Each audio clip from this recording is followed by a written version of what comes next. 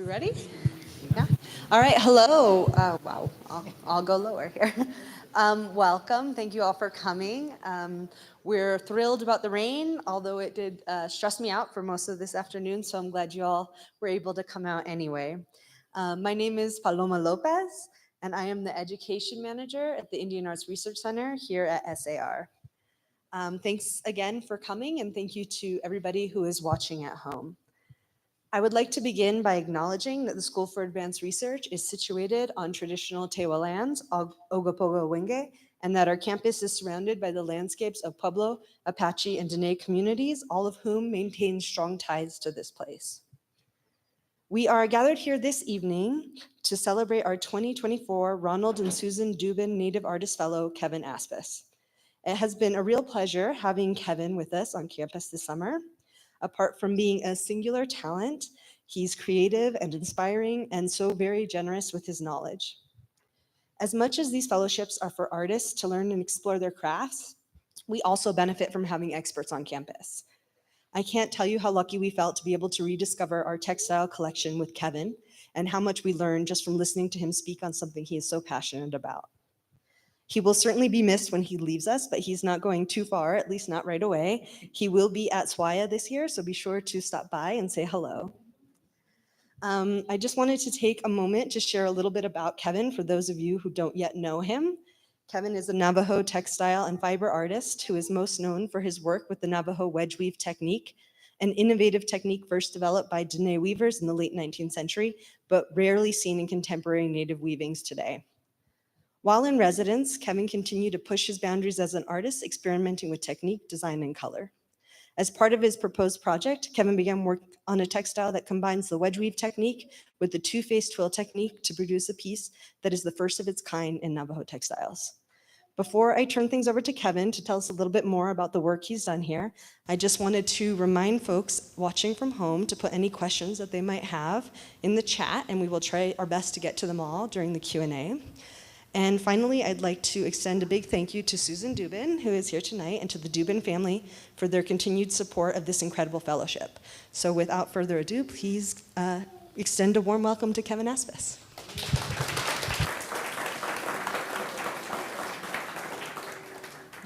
Yad e anolso. Kevin Aspaas inishia, Kenya on inishle. Twitch eat me bushes chain, Lizatlana dashet che, although Hishlish dashet nelle. Nle not anineze adishagan, although Jedatote ayasanasha. Shema Bessie Jackson will Bessie Jackson Aspaas will although Michael Aspaas will Shema Sana do Che Bernice Charlie do John Nesbegay Hulient although Chanella San do Chanel has teen Faye Aspaas do Frank Aspaas Senior Hulient Ehut out and then good evening, everyone. Thank you, every single one of you, for attending my talk this evening. My name is Kevin Aspaas. I'm of the Towering House clan, born for the Bitterwater people. My maternal grandfathers are of the Many Goats clan, and my paternal grandfathers are of the Mud People clan. I live in Shiprock, that's where I'm based at right now, and I'm originally also from Jedito, Arizona. That's where my mom's side of the family hail from. My mom is sitting right here. Her name's Bessie Jackson Aspaas. My dad as well, Michael Aspaas. And I'd also like to recognize my late maternal grandparents, Bernice Charlie and John Nesbegay, and also my late paternal grandparents, Faye Aspaas and Frank Aspaas Sr. And that's who I am as a Diné individual. That's how I come before you today. First off, I want to thank the staff here at the School for Advanced Research. I've had a wonderful time the past month and a half, almost 2 months now. I got here in the middle of June, and it was just an exciting time to be here and spend the summer here in Santa Fe. Much cooler here than it is back at home in Shiprock. That was the highlight of it. And I also want to thank the staff at the Indian Arts Research Center, Paloma, Diné, Daniel, and everyone there. They're so nice and gracious to me, and Paloma especially, shout out to Paloma. on hand, texting her if I had any problems. She was checking in on me, making sure everything was good, working well. And it's just a wonderful experience being here. And also thank you to the Dubin family for supporting this work and supporting Native Artist Fellows. And I know there's a lot of applicants that apply every single year for these Native Artist Fellowships, and I just feel very lucky and blessed to be given this opportunity to really dedicate my time solely just to working and nothing else. So yeah, I'm a weaver, Diné weaver. I'm also a shepherd. I own my own flock of Navajo-Churro sheep in Shiprock. So during the time that I was here, my dad and my mom were the ones that were taking care of them and keeping them busy with the sheep. And lost my train of thought. But I'm kind of nervous, but once I get going, I'll be okay. Like Paloma mentioned, I really do specialize in the wedge weave technique, Navajo wedge weave technique, and I'll get to that part, but I want to talk a little bit about the work that I do aside from wedge weave. I think I really want to highlight that as well. Right here is a photo of my favorite place in the world. This is in Canyon de Chelly, Sayit, east of Chinle, Arizona. And this is the birthplace of Diné weaving. This is where our holy deity, Spider-Woman and Spider-Man, live. And I make it a point often throughout the year to go visit this place and say prayers to them, because if it weren't for them, I wouldn't have the capability and the talent to do what I'm doing today. So this place holds a special place in my heart. Location holds a special place in my heart. A lot of the work that I do began as a way to continue a legacy that my both grandmothers on both sides of my family maintained and held on to. I myself, I'm the only weaver in this generation of my family. My mom and my aunts were the last ones in their family. And when I first started weaving, that was the purpose, just to continue this legacy. I knew I wanted to weave at some point in my life. This was something that I wanted to pursue, whether I was going to do it full time or whether I was going to do it, on the side as a hobby. It was just a matter of just, getting myself to that point. And I grew up watching my mother weave, and I'm very fortunate to have that opportunity. Not a lot of Navajo Diné families have that in their households nowadays. And growing up, watching her, listening to the sound of her batten, the spindle running on the floor late into the evenings, into the nights. Those were things that I went to sleep to, and it's also one of my precious memories that I hold. And being influenced by that, just watching it, going to the store and buying yarn with her, watching her pick out colors, matching them, and going to fabric stores too as well. So I like to think that a lot of my artistic training started at a young age, just following her around, tagging along with her. And she was my first weaving teacher. And from there, a lot of the work that she did, she wove a lot of sash belts. And we lived here in Santa Fe, and so a lot of her selling would be up and down the Rio Grande. We go to San Domingo, Santa Clara, San Juan, everyone up and down the San Juan, or not San Juan, the Rio Grande. And seeing her make these belts for the communities along the Rio Grande, our Pueblo neighbors, really informed what I do now, weaving for one another. And that's the main purpose of, why we were given this gift by their holy deities, was to weave for one another.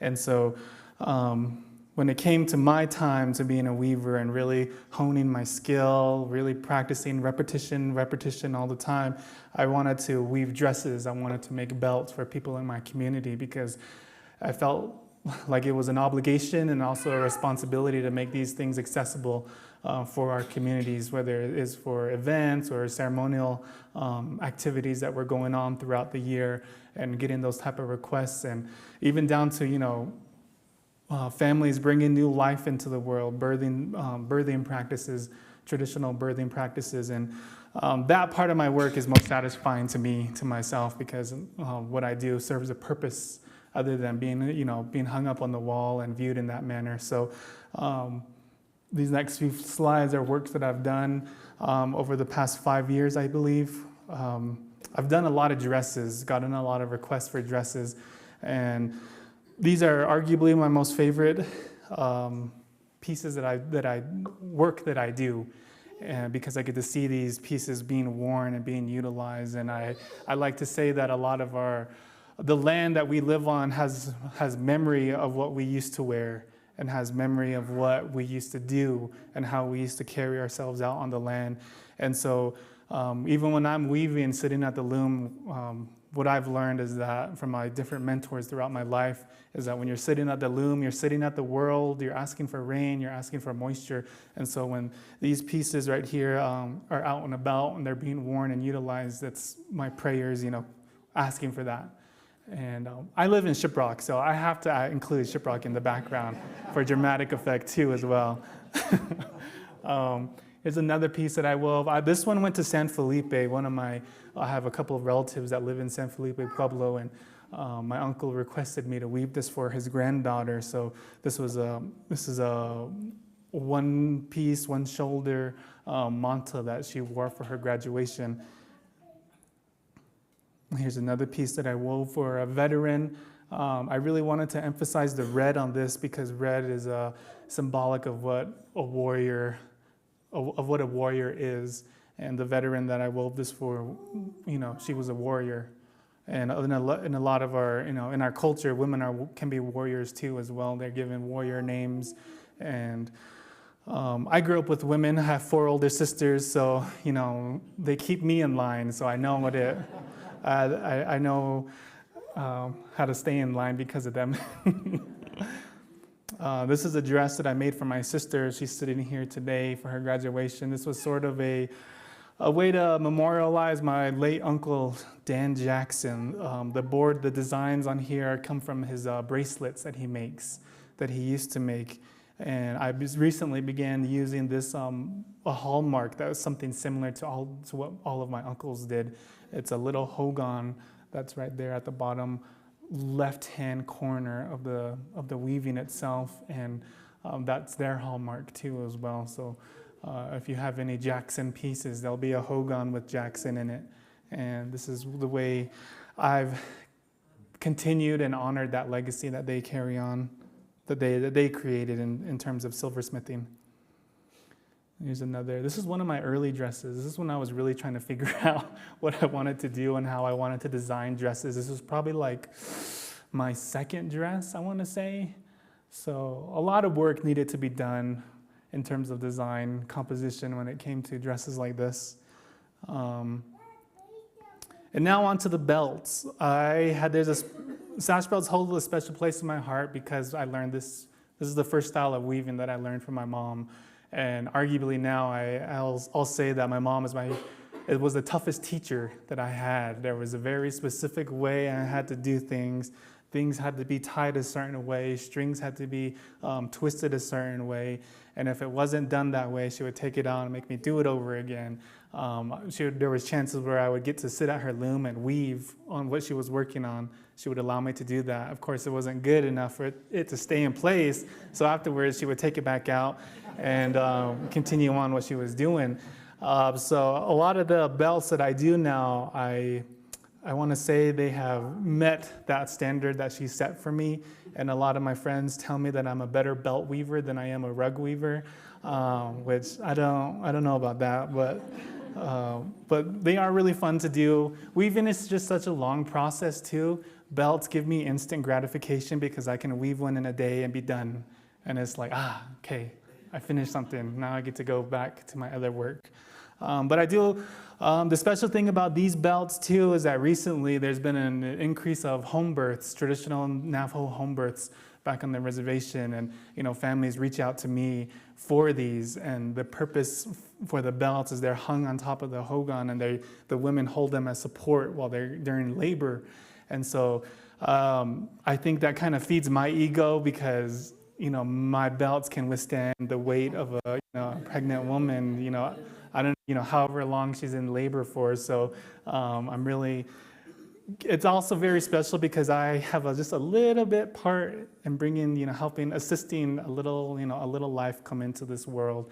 And my sister here, she used a belt that I wove for her when she was having my nephew here. He's the one babbling around over there, and very, very special pieces to me, and different ceremonies too that these belts are utilized in, and so. When I come back to this point of when we used to weave for one another, I think it's important for me because I have the capability to do it, that I have to, make these things accessible, and so they're able to be utilized how they were when my ancestors, when they used them. Here's another example. This one I made for my friend Sham. Sham's here. She's sitting in the audience. So.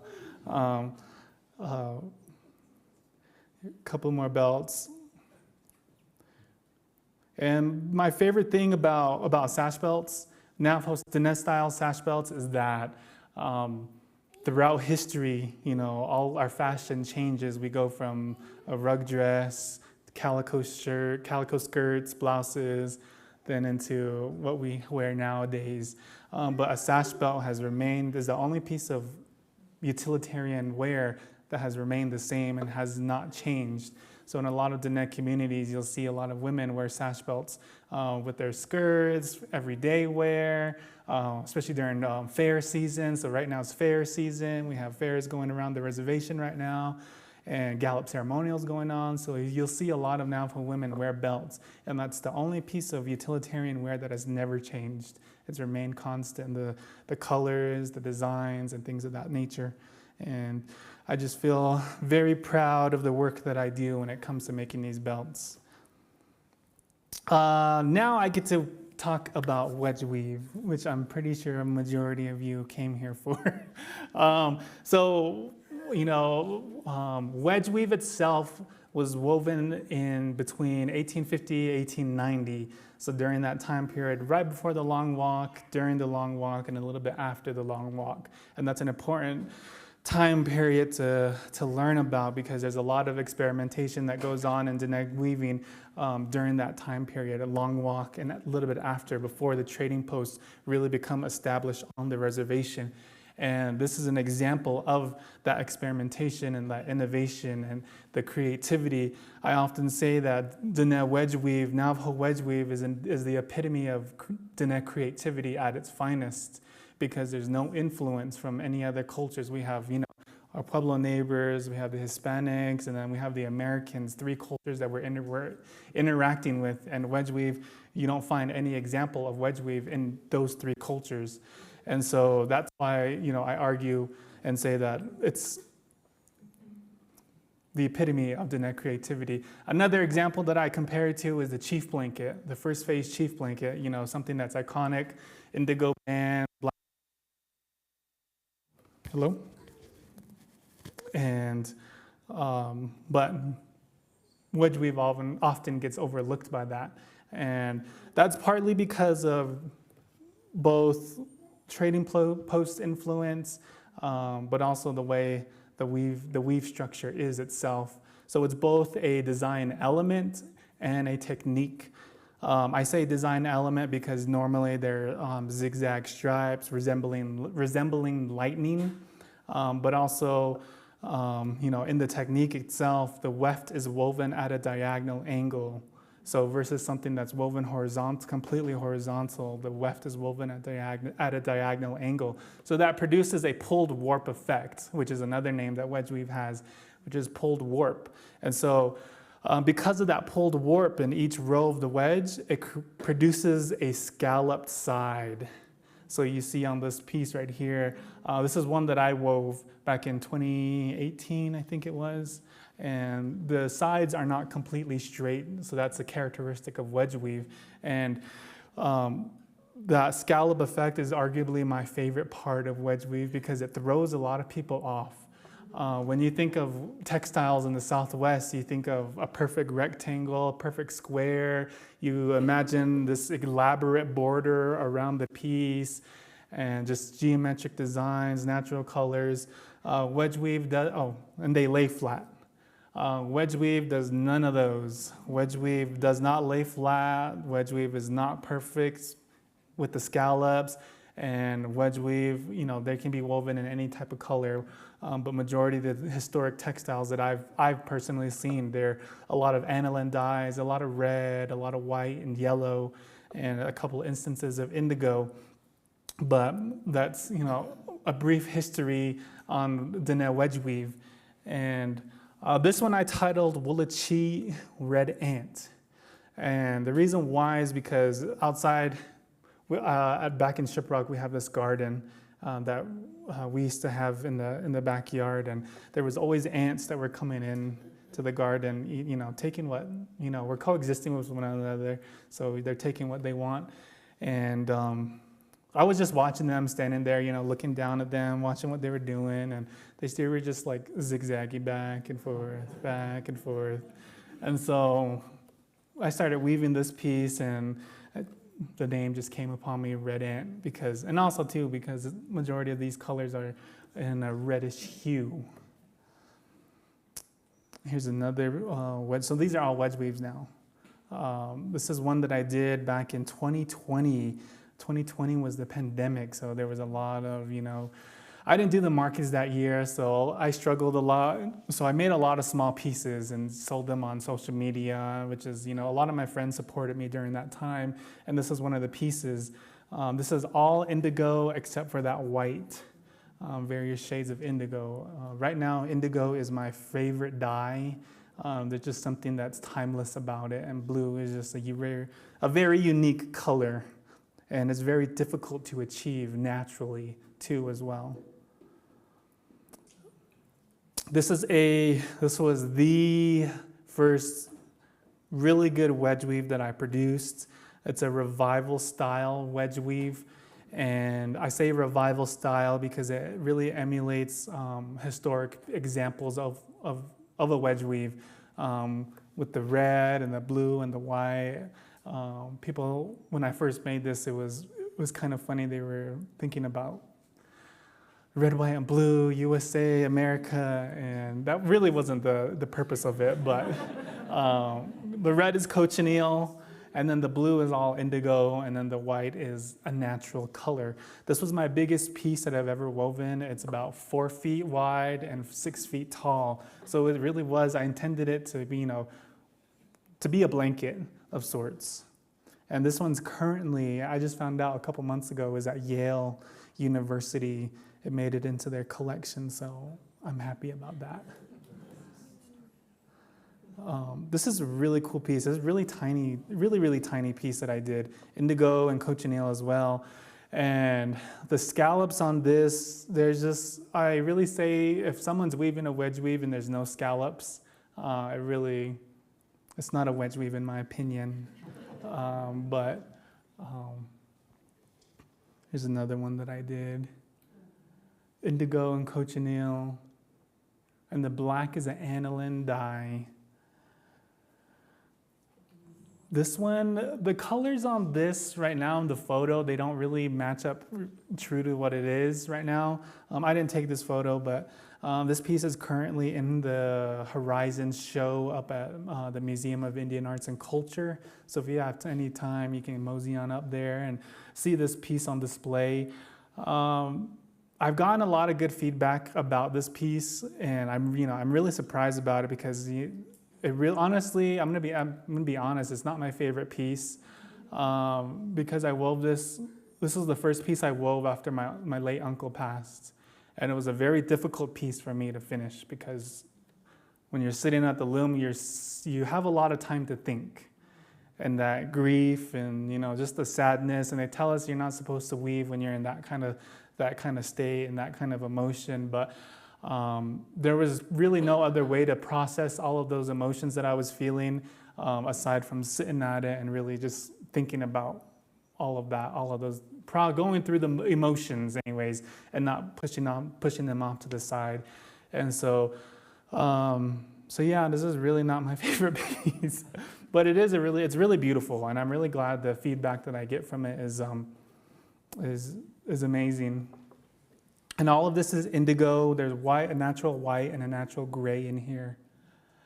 And so, we're seeing the common elements of what a wedge weave is: zigzag stripes, a little bit of scallops. This one, I've gone pretty proficient at wedge weave to where I can master and manipulate if I want a very prominent scallop or a very subtle scallop, which is very difficult. This is a very advanced technique, by the way. It's not something that a beginner should jump into. It's very, very confusing.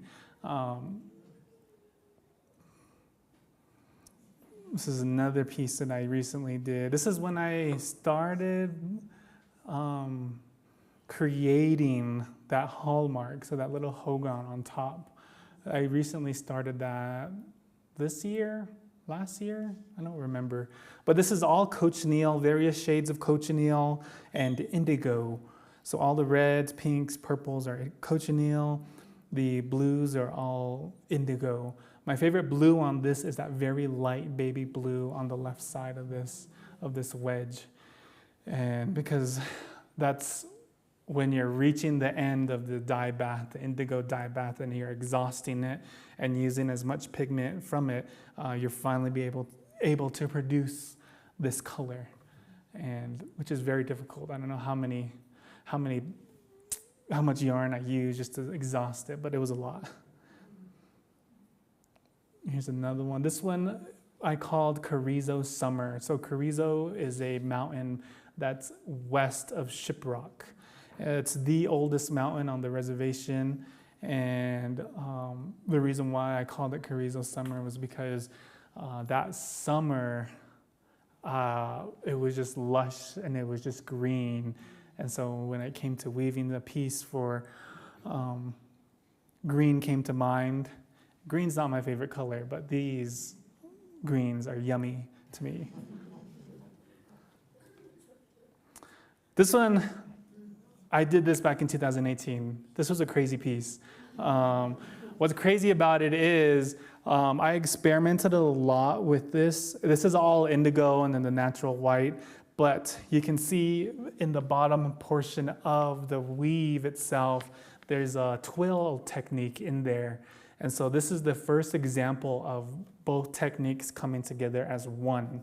And that had never been done before in textile history.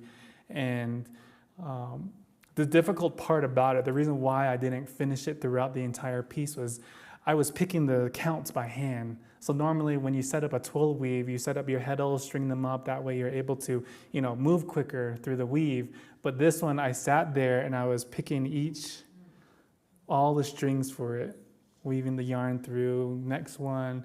And at that point, when I got to about halfway, I said, no, I'm not gonna do that. This is difficult. So I left it at that. And this one's on display at the Denver Art Museum right now. I'm really proud of this piece because it's displayed next to master weavers D.Y. Begay and Ramona Sequestua. And there's also Tony Abeda's pieces, and several master potters that are displayed. My piece is displayed next to them, so I'm very proud about that, to be displayed with masters of their craft and individuals and artists that I really look up to. This piece also is one of a kind in itself. This is all indigo, so we're kind of seeing a theme here now, right? Indigo is kind of my favorite at this point.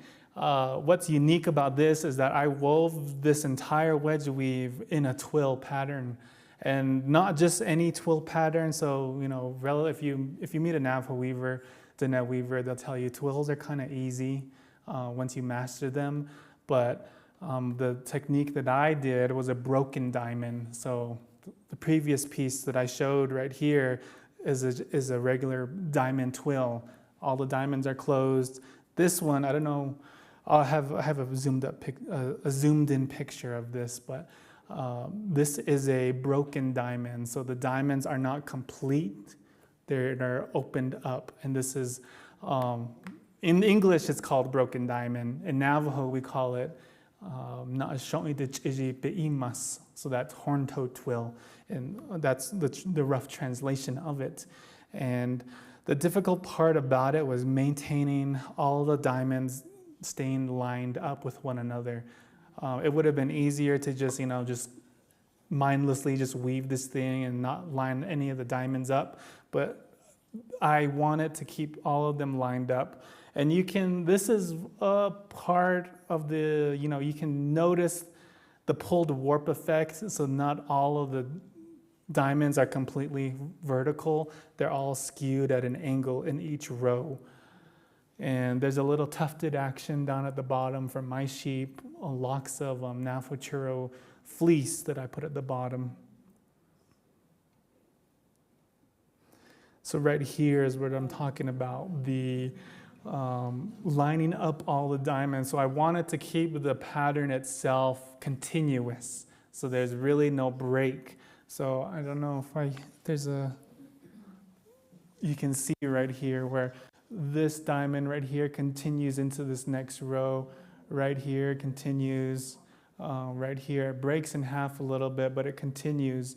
And so when I was working on this piece, it was very difficult. Once I got to the side where I'm completing and finished closing up that row.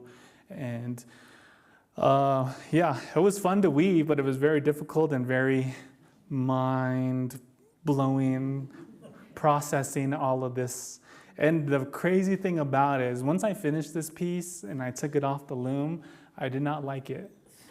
I was not satisfied with it because it was going to be the only piece, which is my mistake on my own. This was going to be the only piece that I was going to be taking to the Herd Museum market in Phoenix. And I took it off and I cleaned it up and I was like, nope, I don't like it. I just was not satisfied with it, and I wanted to cry because it was my only piece that I was going to take, because I really, wedge weave really isn't handled, known about, and accepted a lot in Navajo weaving itself. Me and a handful of other weavers, I can name them all on one hand, that use this technique, and it's very, I want to say eccentric. It's very obscure, rare. You find other synonyms for that, for those words, but it's just not something that's widely practiced because of the thought process of it's not a rug, it's not traditional, when in fact this is probably, the technique itself is probably the most traditional thing you can get to Navajo weaving itself. And like I said, back to this piece right here, wasn't happy with it. It took me a couple days to, come to terms and be like, okay, this is a pretty neat piece. I'm satisfied with it. I'm gonna take it and see what happens. And the Herd Museum picked it up, and now it's on display in their exhibition. I don't know if it's open still, Substance of Stars. So yeah, I'm pretty proud of this piece. It's pretty amazing.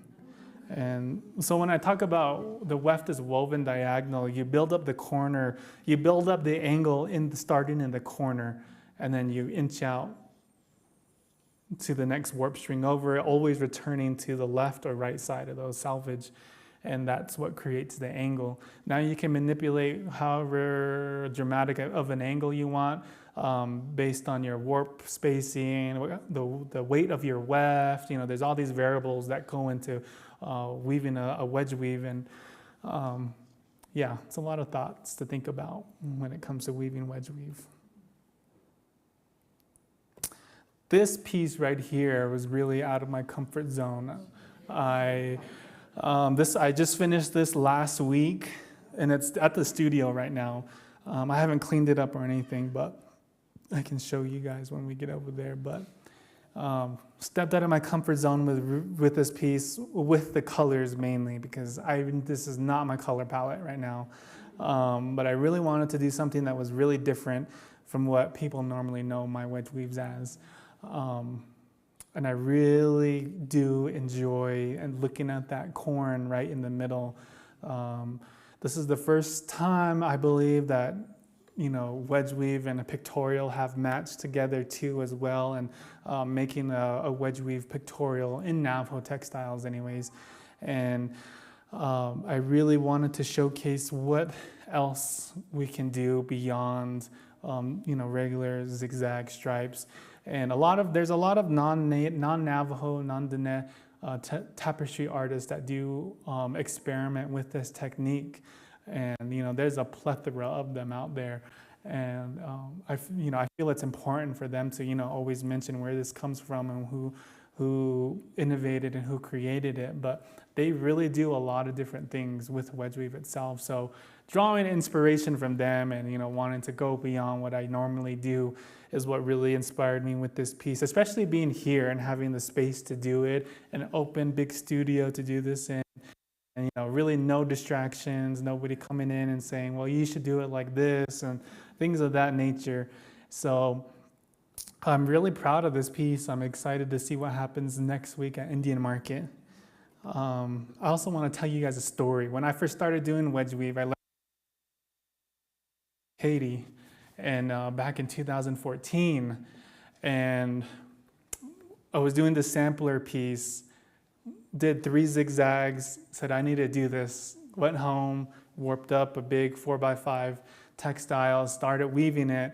My uncles, they would visit quite often, and they would see what I was working on. And wedge weave, that pulls in naturally by itself. I didn't, on the side.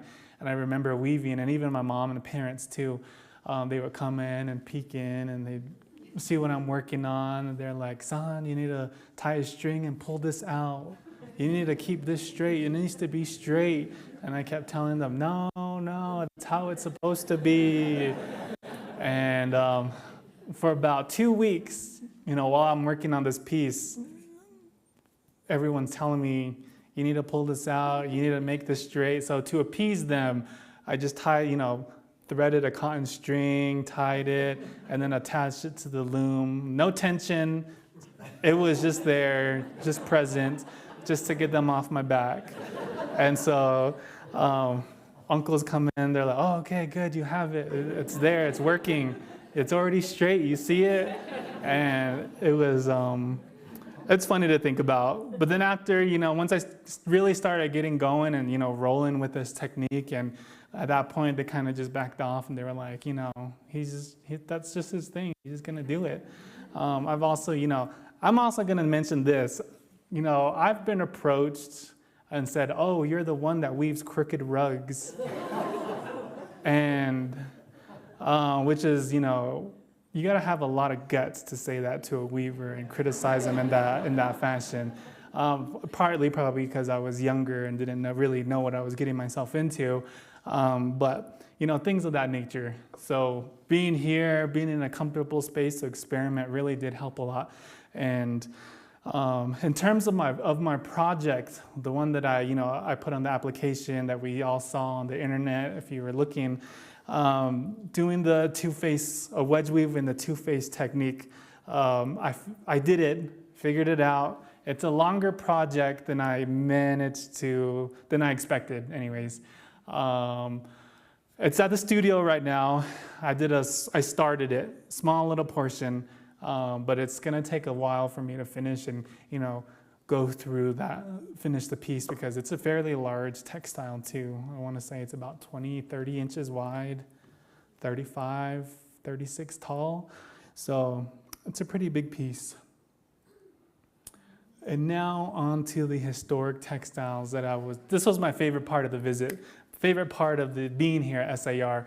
So I came to SAR back in 2014, 15 with Roy Cady, one of my mentors, and we got to go into collections. That was my first ever visit into a collection, and we got to see all these incredible textiles. We got to see a really old chief blanket. And so ever since that visit, I've been wanting to, visit more collections and, look at what they have stored away that nobody ever sees. And so when it came to, applying for the fellowship, I knew that I wanted to see wedge weaves. And I had just heard rumors that SAR had a large collection of wedge weaves. And I've been to Washington, D.C., Textile Museum of America, other collections. SAR has the biggest collections of wedge weaves that I've seen. There's over 10 of them, which is a lot. And so this is an example of what I mean by dramatic scallops. The scallops go way out, they come in, and that's my favorite part. That's what makes a wedge weave a wedge weave. And you can also, I don't know if you can see from back there, but you can see the warp strings pulled at an angle in each row. They're not all completely vertical. And so this is another incredible piece. So like all of them, there was a favorite, but all of them were really beautiful and really incredible pieces. And I was just very giddy about it. And I talked about wool quality with Paloma and Diné, and I talked about the dyes, the time period that they were being woven in, and matching, what I knew with what was in the catalog and comparing notes and things of that nature. So it was a lot of fun just to, get into yap. So they get into talk a lot about wedge weave, and because, there's not a lot of experts on wedge weave. And so I feel like I'm one of those experts on wedge weave. And you can see, this is a close-up picture that I took of the wedge weave. You can see in each row how pulled they are. They're not subtle pulls, they're dramatic pulls. And so that's because over time, as the textile relaxes, as it's being used, it's moving itself. So when I take a piece off a loom now, when it's on the loom now, there's very subtle scallops. There might not be any scallops, but as soon as I release the tension and bring it off the loom, everything starts moving. Once I steam it and, when it really starts to relax, everything starts moving. Scallops will become more pronounced. There's a lot of movement that these textiles really provide, and they're really, appeasing to the eye. And that's the other thing too. A lot of people tend to mistake these wedge weaves as eye dazzlers. They're not eye dazzlers. Eye dazzlers are in a separate category. Even in Navajo, there's a separate name for eye dazzler and a separate name for wedge weave too itself. And so pulled warp is my favorite part of it. Now this is an example of the oldest wedge weave I have ever seen. I say the oldest because I've never seen a piece woven with the wedge weave technique using bayeta. So bayeta is a cloth fabric that a lot of Diné weavers would, get their hands on, unravel them, and use that unraveled yarn in their own pieces, in their own blankets and dresses and things of that nature. And so all the red in this piece here is all bayeta, which is, bayeta is old. I really don't know the dates for it, but it's old. What's also interesting too about this piece is it's woven with indigo as well. I've never seen a wedge weave woven with indigo aside from, my own pieces. And so it was just a treat to see this. It made me very, for lack of better words, giddy to be in its presence.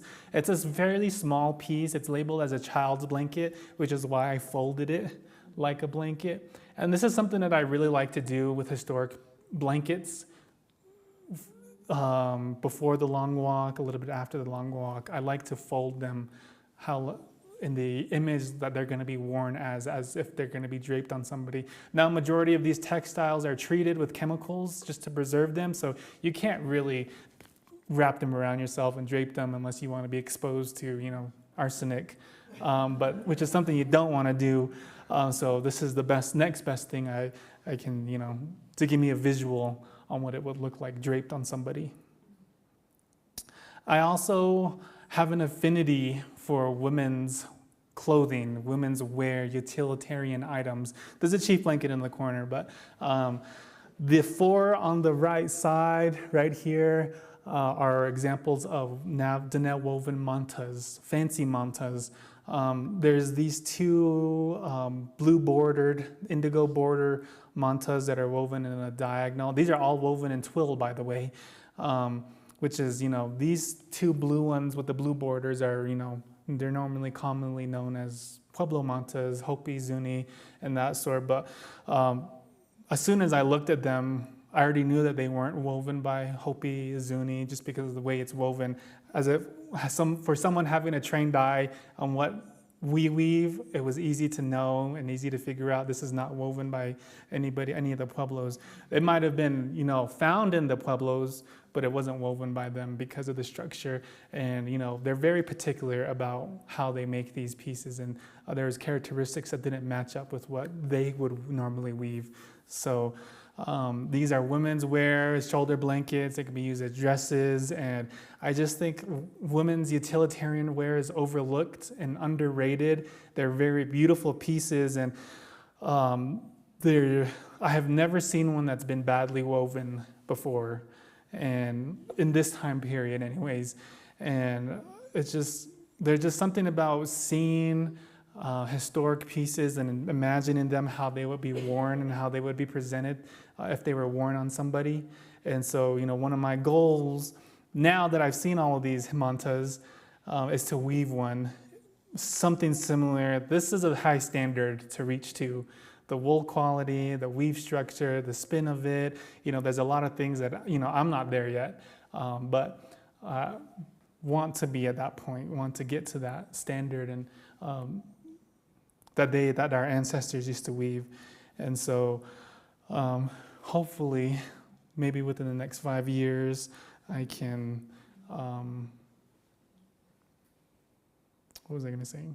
In the next 5 years, I can weave one that to be worn by someone in our community. And that's the goal right now. And of course, I have to add a chief blanket into there. It wouldn't be a collection visit if I didn't see at least one chief blanket. And first phase is my favorite because it's just iconic. It's a classic style. There's something timeless about it. You can put it in any room and anywhere you want, and it'll fit right in. And that's just, goes to show the artistic ability of our ancestors, of my ancestors, and their forethought in, a lot of these pieces. Now, I don't even know if I'm halfway through this slide. I'm just taking a long time.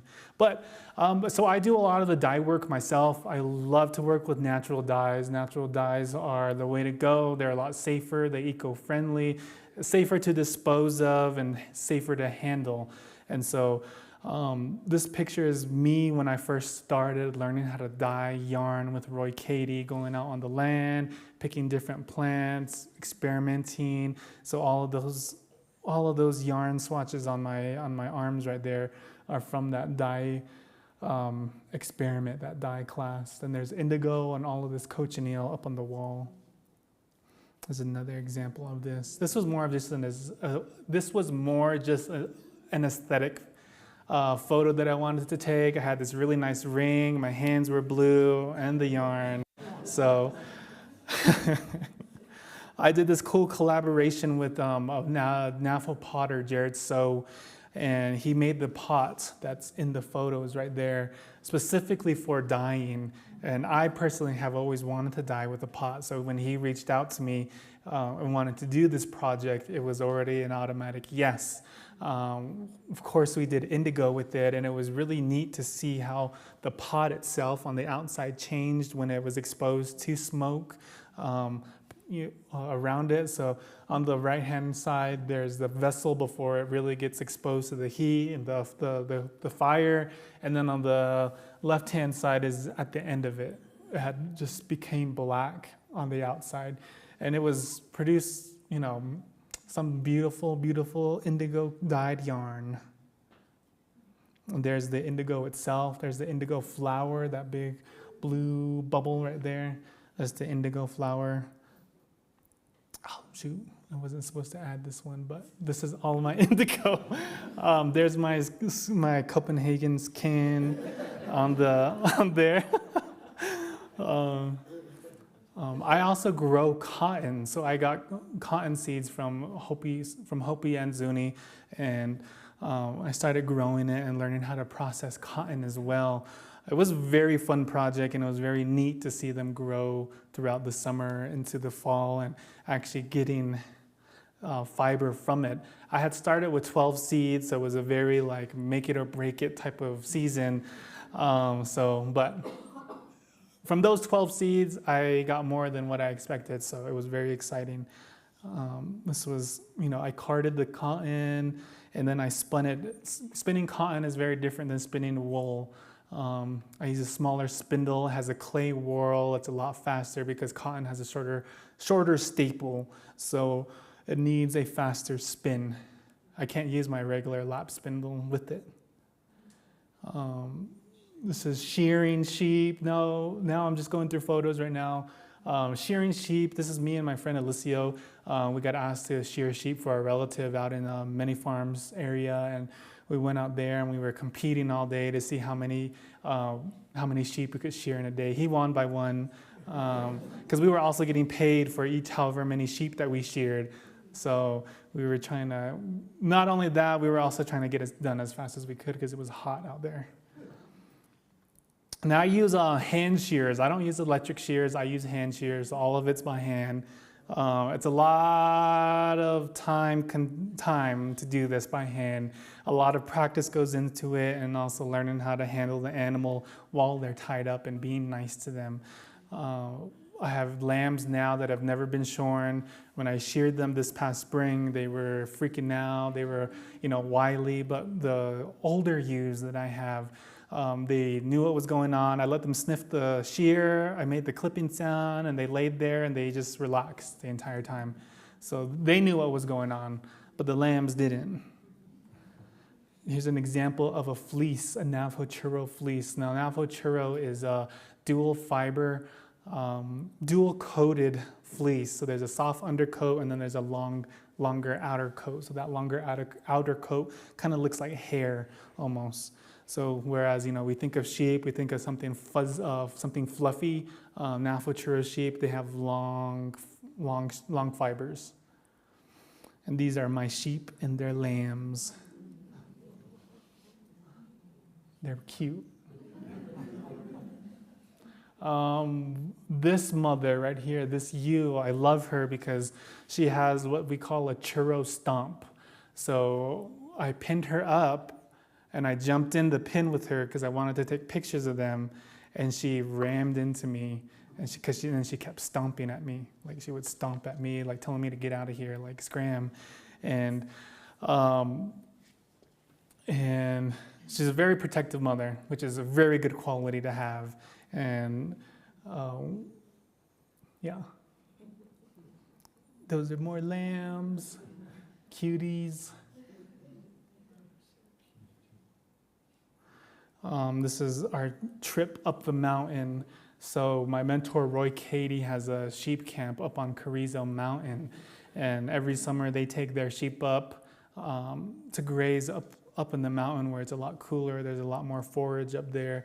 And so like for the past 10 years, I had been helping out, being herding them, taking, going on a hike basically. It's about a 12, 15-mile hike up the mountain to the cabin and where the sheep graze for the summer.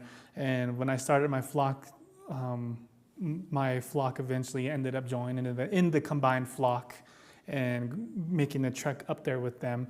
And it's a fun time up there. It's a long hike. It's very strenuous. It's not easy at all. And they have the time of their lives up there. Here's the example of the incline that you have to go up on part of the trek. But once you get on top, there's a dirt road. As soon as the sheep see that dirt road, they take off and they know where they're heading. And it's really cute to see. And because, we think of sheep, they're not smart. They are very smart animals. They have a very good self-preservation instinct. And Navajo-Churro especially are a special breed to me. Here's an example of them grazing. The valley below them. You can see them a little bit there, those little white dots on the ground. And that's the end of it. Yeah. Wow. Thank you, Kevin. Thank you so much. I think we have a little time for some audience questions.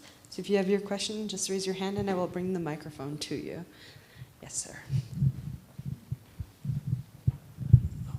It's not so much a question.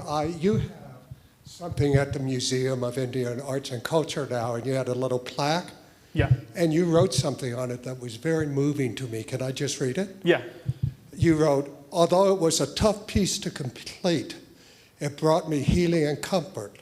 Looking back, I realized this is what my ancestors went through with their own grief and in times of trouble. There's beauty in that sadness, but only if we sit with it and have that conversation. Mm-hmm. My wife died recently, and I've been grieving, and that meant a lot to me when I read it. Thank you. Thank you. Are there any other questions from the audience? Yes. Kevin, I don't quite know how to ask this question, but the image that you had with the mantas, the four, and then with the chief's blanket, the first phase, was that a woman's? It's actually a child's chief blanket or a woman's manta in a chief pattern? That's what I'm trying to... Where is it? Oh, right here? Yeah. So the chief blanket itself is a full size. It's a fairly large piece. It's one of the bigger chief blankets that I've seen so far. But a lot of the mantas are they're very small pieces. Yeah, they're relatively if any of the women put it on them right now, it would still be a little bit too small because the stature of people today is changed compared to what our ancestors how small they were. And so the mantas were small. The sheep blanket was fairly large, yeah. Do we have any questions or comments from the chat online?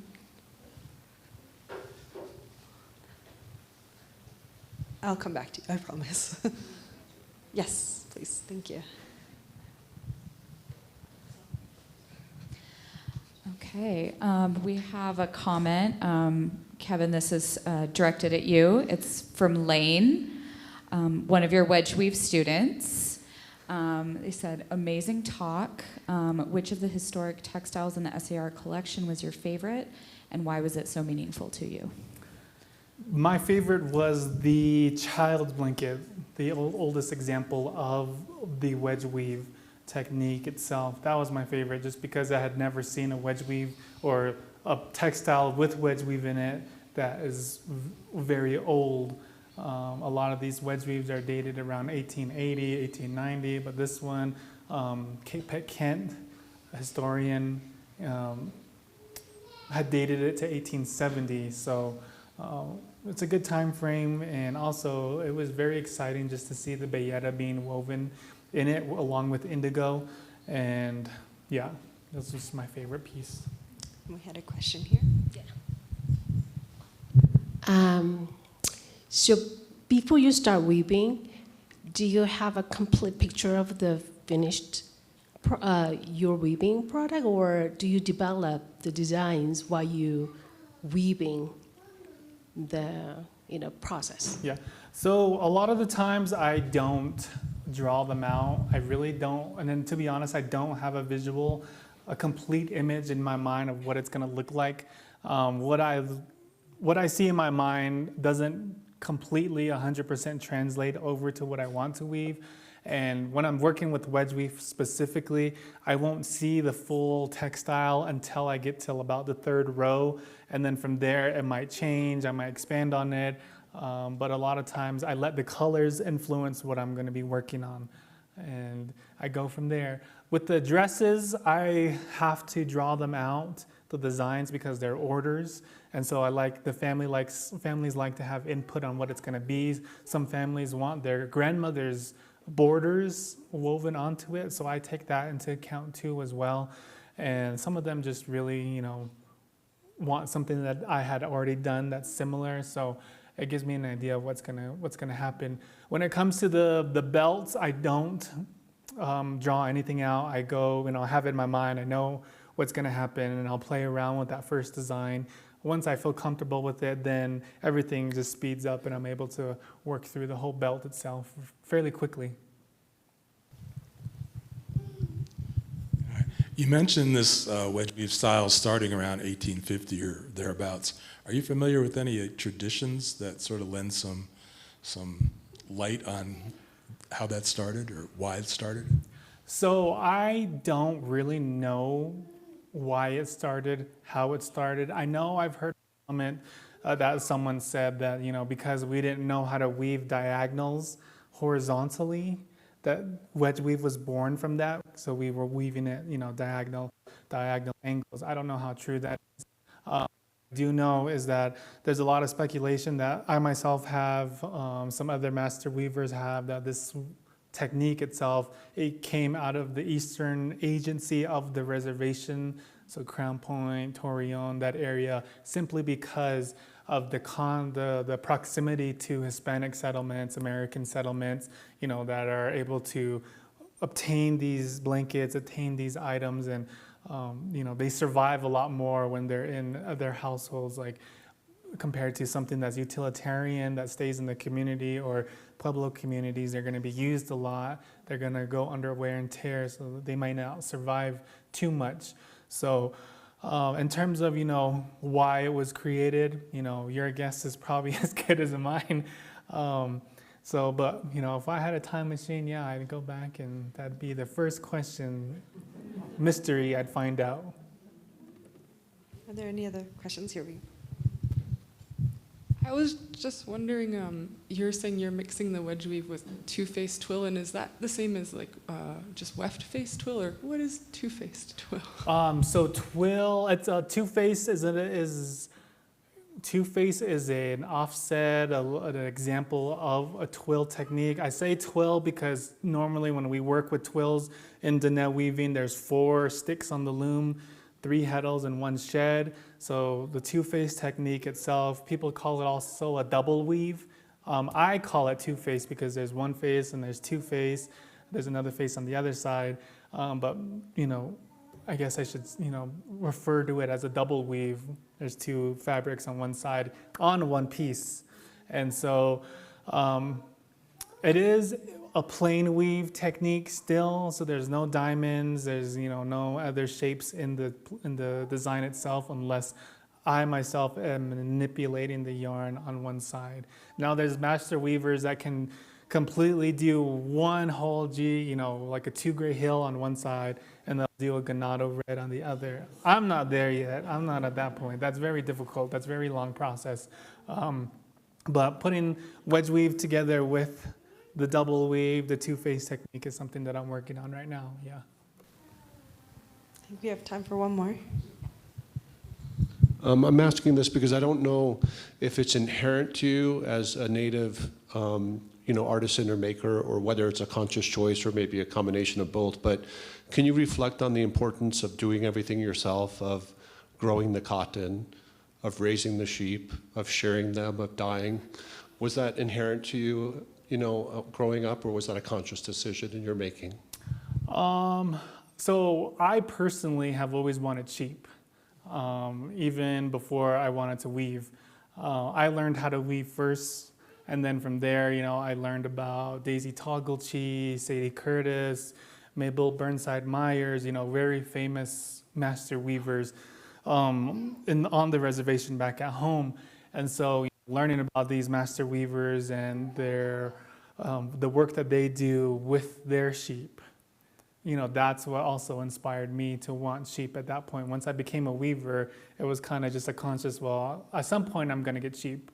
That was a no-brainer. Like, I'm going to get sheep at some point. It might not be now, it might be later, but at some point in my future, I'm going to have sheep. So around the time I'm getting sheep now, I have an excuse. No one's going anywhere. I get to stay home, and no one's traveling. And when it came to growing cotton, that was sort of just an experiment to see if I could grow cotton itself, and learn how to spin it and do that process. I think it's very important as a weaver, as someone who practices this, to know that part of the process, because it's important. It's not only a part of our culture, it's a part of our history. And the sheep that I raise anyways, they're very historic. They're considered a heritage breed. They're an endangered breed right now. And it was only, if I was going to get sheep, this is what I'm going to get. This is the type of sheep that I'm going to get to continue this legacy on, continue these lifeways on, because it's not a matter of preservation. I do not like that word preservation because it really insinuates that a culture is dead and this is what's left. This is what's gone. This is what's left of that culture. Well, I like to refer to it as perpetuating it, really living it and doing and being part of that process. And so, also, part of the reason why I got sheep, I'll tell you guys this, people tell me you're not a master weaver, you're not a weaver unless you have sheep. And so, those little whispers, little birds in my ears, I was like, well, I'm going to get sheep then, at some point. I'm going to do it. I'm going to do it all. So, yeah. Thank you so much. Thank you, Kevin.